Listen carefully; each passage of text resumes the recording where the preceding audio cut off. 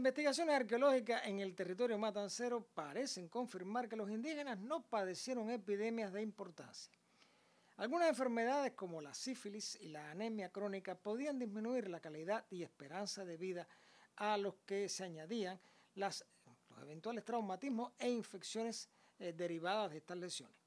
Las evidencias óseas no muestran tumores que induzcan a creer que padecieron procesos terminales malignos. Tampoco se han hallado lesiones que se correspondan con la tuberculosis. Cuando los primeros pobladores del continente americano llegaron a él, trajeron consigo nuevos gérmenes creados e incubados en condiciones ambientales bastante diferentes del nuevo entorno en que habían de evolucionar. Esto produjo una forma de aclimatación biológica que pudo tomar dos direcciones: el recrudecimiento de la entidad o su atenuación. Esta última circunstancia pudiera explicar la baja agresividad de algunas entidades que en otros sitios resultan mortales a corto plazo. La simple llegada de los conquistadores en el siglo XV y XVI significó en muchos lugares la reducción humana autóctona en más del 90%.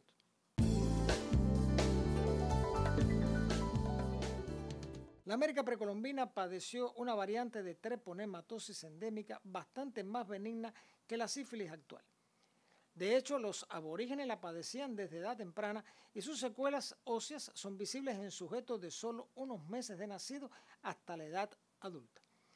Después del regreso de los primeros hombres del mal llamado descubrimiento, la sífilis estalló con inusitada violencia en Europa en una fecha tan temprana como 1504, rotulada indistintamente como mal francés o mal italiano. En América los episodios más floridos se disponen en las islas del Caribe, el Cono Sur y Centroamérica. En Norteamérica la enfermedad es casi inexistente y por ello discutida antes de 1492. La llegada de la conquista trajo consigo virus desconocidos en el entorno del Caribe insular, entre ellos la influenza y la viruela, la escarlatina y el sarampión. En lo que a Matanzas respecta, antes de su fundación, para 1648, solo quedaba una pequeña población indígena autóctona, no mayor de 40 individuos.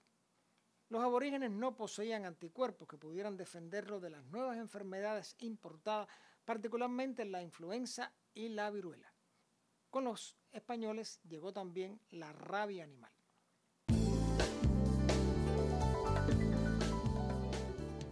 Aunque en la prehistoria remota existió en la isla un murciélago vampiro susceptible a ser portador de virus rábico, su extinción data de mucho antes de la llegada del primer hombre a Cuba. Por otra parte, la inexistencia de ganado no posibilitó que el virus se reprodujera en este tipo de animales. Si existió, desapareció con las especies de los grandes y pequeños mamíferos vertebrados. Los perros de los indios aparecen en una etapa mucho más tardía, sobre todo en el seno de las comunidades tribales, animales distintos del cane pugilis o el cane corso de los conquistadores. Los datos referidos a las defunciones en Matanzas en el lapso comprendido entre 1695 y 1702, asentados en el primer libro parroquial, reportan solo 9 fallecimientos, lo que permite suponer que los primeros habitantes canarios no padecieron grandes epidemias o enfermedades de tipo infecto-contagiosas, excepto una defunción por viruela y otra por fiebre amarilla. Por otra parte, la población fundacional era pequeña, alrededor de 201 personas y unas 1015 entre la ciudad y sus alrededores. Los datos recogidos en estos documentos no abundan en detalles causales de muerte.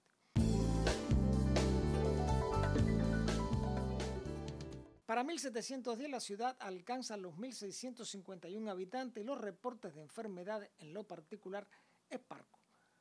La primera de estas informaciones aparece en el lapso de 1711 a 1720, con 3 defunciones por viruelas, escarlatina y un caso de rabia, el primero que se reporta en la historia de la ciudad, desconociéndose si el sujeto contrae el mal en Matanzas o se trata de un procedente de otra región de la isla ya afectado.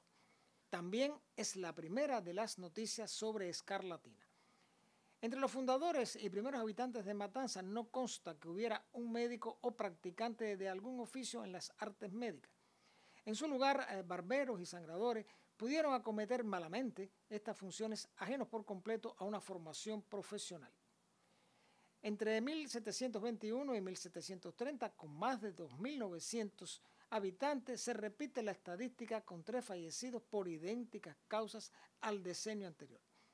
El dato más significativo resulta la disminución de la población en más de 500 habitantes del total del entorno, sin que pueda establecerse una correlación entre esta cifra y el aspecto epidemiológico de la ciudad.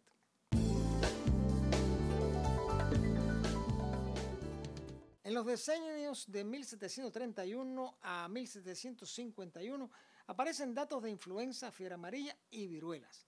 En 1740 llega a la ciudad el primer médico, el doctor José García, quien presenta su solicitud de ejercicio ante el Cabildo el 16 de abril. A finales de la década de los años 40 tiene lugar el primer pedimento de tierra para fundar un hospital de caridad con el nombre de San Juan de Dios. Se sabe que la propuesta no prosperó sino hasta 1749, cuando don Carlos Tápanes levantó el inmueble. Era una casa de techo de guano costeada por las limosnas que recibió de los vecinos. La viruela y la fiebre amarilla se mantuvieron constantes con algunos intervalos hasta 1800 y habrá de presentarse regularmente hasta la aparición de la epidemia de cólera aparecida el 4 de marzo de 1833. Sin dudas, el más terrible de los episodios trágicos padecidos por la ciudad en toda su historia. El cólera llevó a la sepultura a más de 10.000 personas en la urbe y su entorno. Cuba nunca había padecido una catástrofe epidémica semejante capaz de colapsar y paralizar la vida pública.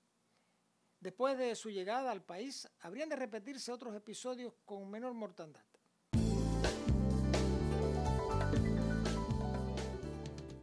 Las epidemias, sea cual fuere su tipo, han tenido un papel significativo en la historia de la humanidad. Su aparición está dada cuando concurren al menos 2 circunstancias bien definidas: suficiente densidad de población y pobres condiciones sociales, entendiendo en la segunda el caso de la poca o ninguna higiene. Los resultados han sido siempre importantes como para cambiar el curso de los eventos humanos.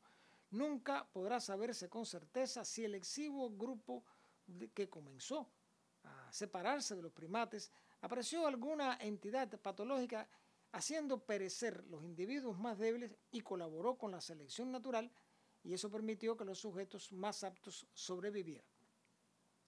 Pero lo notable de una epidemia no es tan solo su patogenicidad particular, por cuanto existen sujetos naturales y especialmente resistentes a ella y llegan a convertirse en portadores sanos.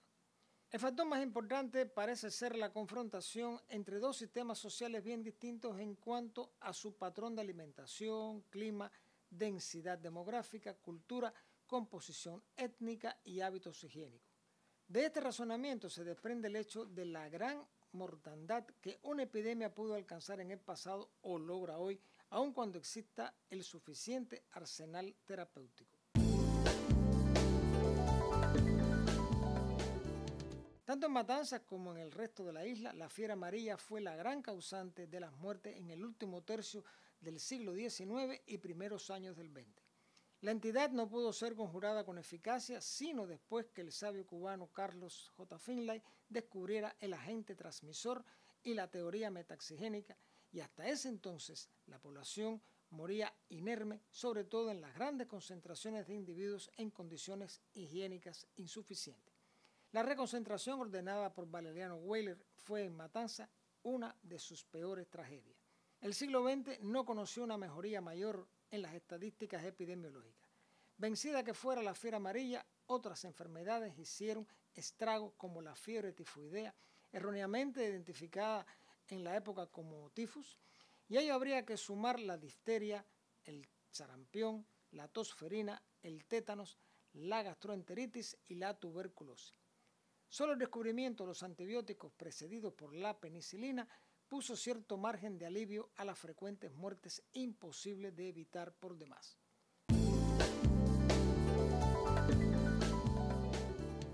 Ninguna de las epidemias o enfermedades infecciosas del pasado están conjuradas. El mundo parece sufrir cíclicamente episodios fatales de este tipo. El adelanto de la medicina es ineficaz frente a la falta de higiene. Ninguna precaución es suficiente, y la historia pasada de estos eventos en Matanzas así lo confirma.